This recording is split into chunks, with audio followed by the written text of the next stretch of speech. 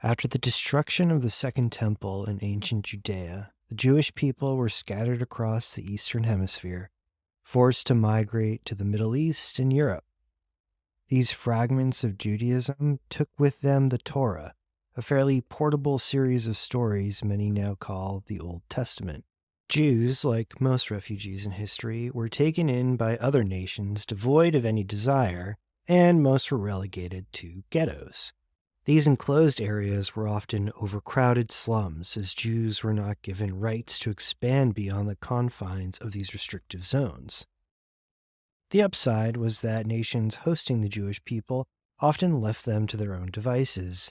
They may not have received the sorts of rights or support that citizens typically would, but they were able to autonomously form their own micro-governments and build their own institutions. They were not only limited physically, but occupationally as well. The common stereotype of the Jewish moneylender, for example, arose from the Christian-fueled restrictions of loaning money and collecting interest.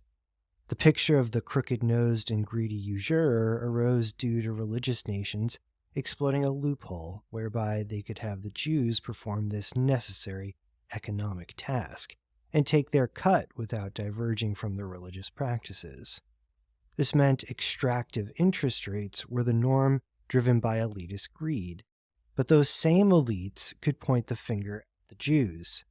This scapegoating followed the Jews throughout the diaspora, eventually culminating in the Holocaust.